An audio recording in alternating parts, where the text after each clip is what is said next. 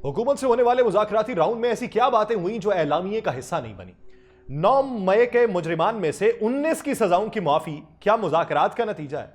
बकिया लोगों की रहम की अपीलों का जवाब क्या आएगा और हाई कोर्ट में क्या परेशानी का सामना करना पड़ेगा? सिविल नाफरमानी की कॉल वापस ना लेने का फैसला क्यों किया गया? सुप्रीम कोर्ट में मिलिट्री ट्रायल को लेकर केस में क्या होने वाला है? आप सब पर सलामती हो। साकिब लखनवी का लिखा हुआ है, हिजर की शब नालाए दिल वो सदा देने लगे, सुनने वाले रात कटने की दुआ देने लगे। आइए हाले दिल मजरूह सुनिए देखिए, क्या कहा जख्मों ने क्यों टांके सदा देने लगे। सुनने वाले रो दिए सुनकर मरीजे गम का हाल, देखने वाले तरस खाकर दुआ देने लगे। बागबाने आग दी जब आशियाने को मेरे, जिन पे तकिया था वही पत्ते हवा देने लगे। सीनाए सोजा में साकिब घट रहा है वो धुआं, उफ करूं तो आग दुनिया की हवा देने लगे। नाज़रीन, इब्तिदा में उठाए गए तमाम तर सवालों का इहाता इसी वीलॉग के अंदर होगा। हुकूमत और पाकिस्तान तहरीक इंसाफ के दरमियान जो मुज़ाकरात का दूसरा राउंड था वो आज खत्म हो चुका है। पीटीआई ने तहरीरी मुतालबात पे बानी पाकिस्तान तहरीक इंसाफ इमरान खान से मुशावरत के लिए मजीद वक्त मांग लिया।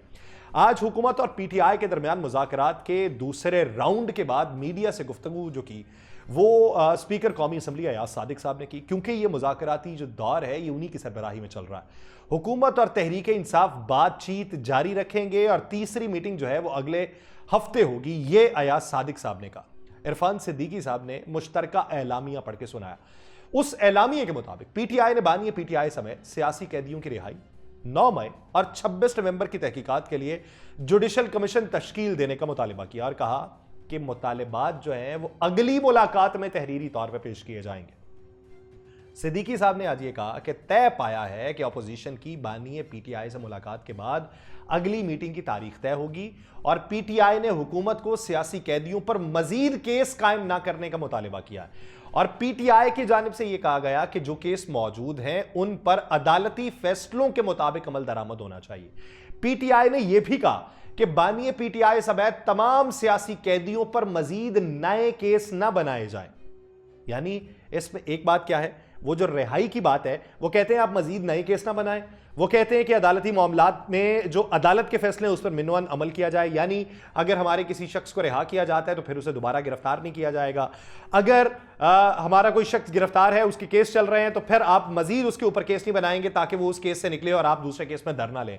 स्पीकर कौमी असम्बली की जो ज़ेर सदारत आज इजलास था उसमें अगर कुली तौर पर नज़र दौड़ाएं तो था कौन कौन? अपोजिशन लीडर कौमी असम्बली उमर अयूब साहब, वज़ीर आला केपी अली अमीन गंडापुर साहब, असद कैसर साहब, साहिबजादा हामिद रजा साहब, राजा नासिर अब्बास साहब, सलमान अकरम राजा साहब। हुकूमत की तरफ से देखें तो राना सनाउल्लाह साहब, इरफान सिद्दीकी साहब, राजा परवेज अशरफ साहब और नवीद कमर साहब। अब इस मुज़ाकरात से पहले हुकूमत और पीटीआई रहनुमाओं की स्पीकर कौमी असम्बली अयाज सादिक से मुशावरत भी हुई है। मुलाकात में पीटीआई के उमर अयूब, असद कैसर और शेर अफजल मरवत थे, जबकि हुकूमत की तरफ से उस मुलाकात में जो इस राउंड से पहले थी राना सनाउल्लाह, तारिक फजल चौधरी और नवीद कमर थे। अयाज सादिक साहब से उमर अयूब और असद कैसर ने भी फिर मुलाकात की और मुलाकात में मुज़ाकरात और पार्लिमानी उमूर के ऊपर बातचीत हुई। अयाज सादिक साहब ने कहा कि मुज़ाकरात में दोनों जानिब से मुतालिबात पेश किए जाएंगे, उनका काम सहूलतकारी करना। दोनों जानिब से मुतालिबात, यानी इसमें सिर्फ पाकिस्तान तहरीक इंसाफ अपने मुतालिबात नहीं रखेगी, हुकूमत भी पाकिस्तान तहरीक इंसाफ के सामने मुतालिबात रख के कुछ यकीन दहानियां चाह रही है। लेकिन इस पूरे मंजरनामे में अगर देखा जाए तो कौन किस हद तक अपने वादे, अपनी बातों के ऊपर बराजमान दिखाई देता है, क्योंकि इस मुज़ाकराती राउंड से पहले शौकत यूसुफ साहब ने कह दिया था कि 2 मुतालिबात हैं जिनसे पीछे नहीं हटेंगे और मुज़ाकरात के लिए 30 जनवरी का वक्त है। मुज़ाकरात के लिए अपना एजेंडा फाइनल है, तमाम गिरफ्तार कारकुनों की रिहाई, 9 मई और 26 नवंबर के वाकयात पर जुडिशल कमीशन, ये 2 मुतालिबात हैं, 2 निकात हैं, इस पर अमल दरामद होगा, बातचीत आगे बढ़ेगी और पीटीआई इसके ऊपर कोई समझौता नहीं करेगी और बानी पीटीआई की तरफ से सिविल नाफरमानी की तहरीक बरकरार है। हुकूमती कमेटी का रवैया संजीदा रहा, मुतालिबात पर अमल दरामद हुआ तो तहरीक की वापसी पे बात हो जाएगी। लेकिन अगर हुकूमत ने 2 निकात के ऊपर लचक ना दिखाई तो सिविल नाफरमानी की तहरीक जो है वो जारी व सारी रहेगी। अब इस मामले के ऊपर हुकूमत के सामने आज फिर वो रिटर्न के अंदर अगर मुआहिदा नहीं रखा तो इसके पीछे भी वजूहात है कि क्यों नहीं रखा।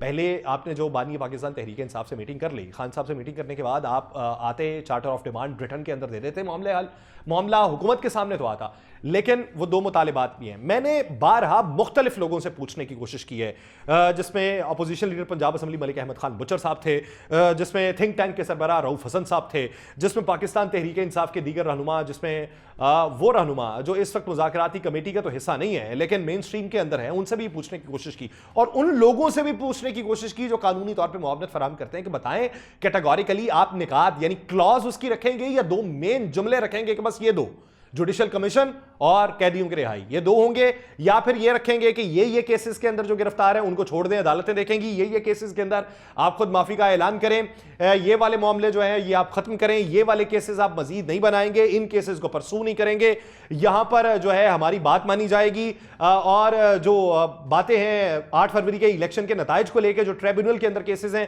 اس کے حوالے سے بھی چیزیں آگے بڑھائی جائیں گی۔ کیا یہ ہوگا؟ یہ دو مطالبات بھی ہوں گے، لیکن ابھی تک دو مطالبات ہیں۔ کیا ترب کا پتہ کوئی اور رکھا ہوا ہے خان صاحب نے پاس میں جو بعد میں آیا ہوگا؟ لیکن آپ جو مجھے متواتر سے سنتے ہیں ان کو یہ بات معلوم ہوگی کہ جب 9 مئی کی بات ہوئی تھی اور 9 مئی میں 85 لوگوں کو سزا ہوئی تھی، بہت سارے لوگوں نے کہا مذاکرات کا عمل سبوتاج ہو جائے گا، یہ ایک ایسے وقت میں فیصلہ آیا ہے جس سے انٹینشنز واضح ہوتی ہیں۔ میں نے اس دن ایک موقف اپنایا تھا، میں نے کہا تھا کہ یہ جو چیزیں ہیں یہ بہتری کی طرف مائل ہوتی دکھائی دیں گی۔ ان لوگوں میں جو 2 سال والے معاملات ہیں، اپریل کو یاد رکھیے کہ جب اپریل میں اٹارنی جنرل منصور عثمان عوان صاحب نے سپریم کورٹ میں جب ٹرائل کے حوالے سے کیس چل رہا تھا تو اس میں کیا موقف اپنایا تھا کہ جن لوگوں کو سزائیں ہوئیں ان لوگوں کے 9 سے 10 ماہ مکمل ہونے کے بعد 2 مہینے کا ویو آف دے کے ان کے جو سزائیں ہیں وہ ختم کر دی گئی ہیں۔ اب اس معاملے کے اوپر اب آگے جو منظرنامہ ہوگا اس کے اوپر بھی بات کی جائے گی، لیکن آج جن لوگوں کی سزائیں معاف کرنے کا اعلان کیا گیا ہے ان کو سزائیں کتنی دیر کی تھیں، ایک سوال۔ دوسری بات یہ کہ وہ لوگ کن حملوں کے اندر ملوث تھے۔ تیسری بات یہ کہ 67 مجموعی طور پہ لوگوں نے اپیل دائر کر رکھی ہے، ان کا منظرنامہ کیا ہوگا۔ جہاں تک مرضی بات کرتے رہیں کہ تشخص پاکستان کا جو ہے وہ بہتر نہیں ہوا، یہ جو بھی معاملہ ہے سپریم کورٹ کا ہے، ملٹری کورٹس کا نہیں ہے، میں ذاتی طور پہ ہی سمجھتا ہوں، کیونکہ انہوں نے اس وائے کو اپنایا بعد آئینی بینچ کے کندھوں کے اوپر رکھا، آئینی بینچ نے کہا تھا آپ فیصلہ سنا دیں۔ اب بہت سارے لوگ اس دن کہتے تھے کہ انہوں نے کہا جن کی معافی ہے وہ معافی کر دیں، جن کو جیلوں میں بھیجنا ہے وہ جیلوں میں بھیج دیں، انہوں نے سب کو ہی سزائیں سنا دی، تو پھر یہ اس فیصلے کی خلاف ورزی ہے جو آئینی بینچ نے دیا تھا۔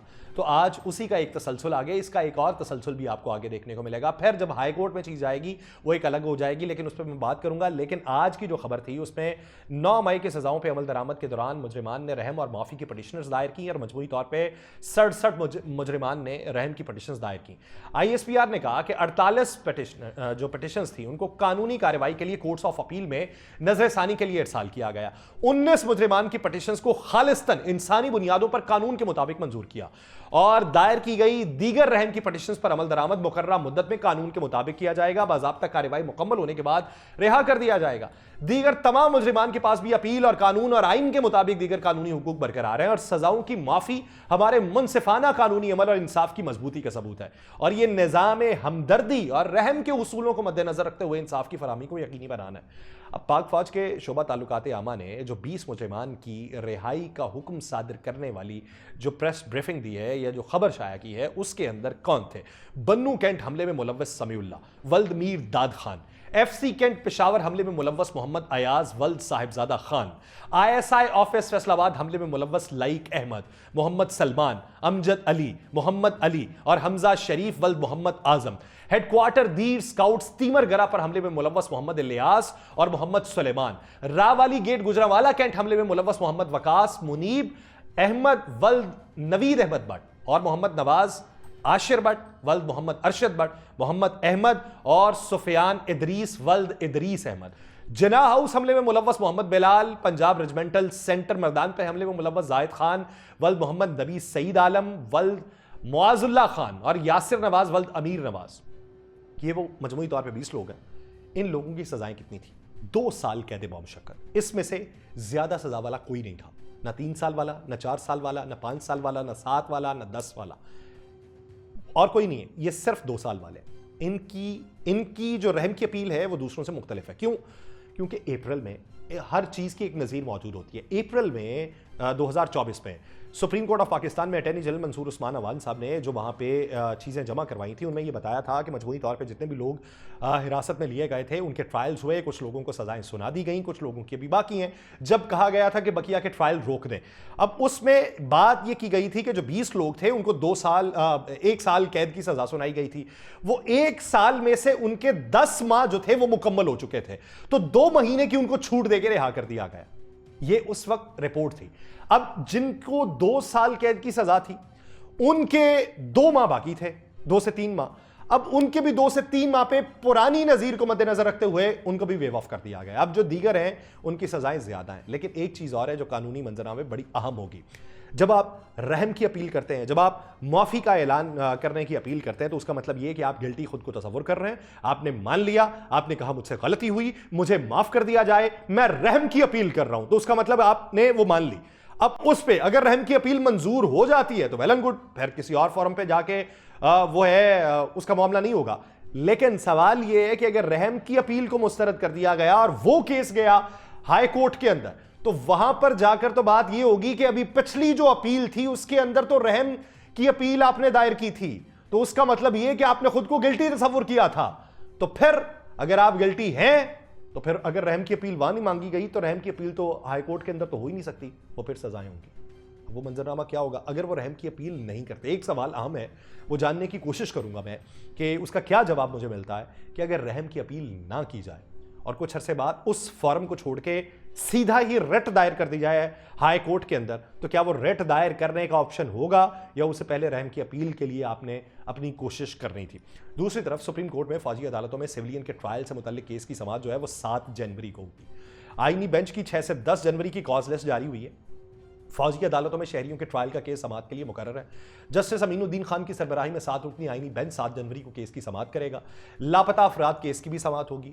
7 रुकनी आईनी बेंच 8 जनवरी को केस की समाअत करेगा और जो है साबिक deputy speaker Punjab assembly ruling नजरसानी केस जो है वो भी समाअत के लिए मुकर्रर है। आईनी बेंच हमजा शहबाज की नजरसानी दरखास्त पर भी 9 जनवरी को समाअत है। हाई कोर्ट के चीफ जस्टिस की सवाबदीदी इख्तियारात के खिलाफ दरखास्त भी समाअत के लिए मुकर्रर है। और सुप्रीम कोर्ट का आईनी बेंच 10 जनवरी को इन मुकदमात की समाअत करेगा। तलबा तंजीमों पर पाबंदी के खिलाफ जो दरखास्त है वो भी सुप्रीम कोर्ट आईनी बेंच को 10 जनवरी को वो समाअत करेगा। जबकि आम इंतखाबात में धांधली से मुतालिक बानी PTI की जो आईनी दरखास्त है वो भी समाअत के लिए मुकर्रर है। और इंतखाबी धांधली के खिलाफ शेर अफजल मरवत की दरखास्त भी समाअत के लिए मुकर्रर है। तो अब ये देखना है कि वो ट्रायल के हवाले से क्या होता है कि ट्रायल के बाद तो अब फैसले सुना दिए गए हैं, तो वो ट्रायल वाला मामला होता है, उसको डिस्कस किया जाता है या नहीं किया जाता, अब उसके मेरिट्स क्या होंगे। लेकिन आज जो मुज़ाकराती दौर चला है उसमें जो बातें हुई हैं उसमें बात खालिद खुर्शीद की भी हुई है कि इस पूरे अमल में आप ये देखें कि कर क्या रहे हैं। दूसरी बात, आज बैठ के ये यकीन दहानी मांगी गई है कि बताएं केसेस और नहीं बढ़ेंगे। अभी जो आपने हालिया गिरफ्तारियां मजीद इमरान खान की डाल दी हैं, वो गिरफ्तारियां अगर आप इसी तरीके से डालते रहे तो फिर ये मुज़ाकरात तो नहीं होंगे, फिर तो हम जो है दूसरी तरफ को जाएंगे।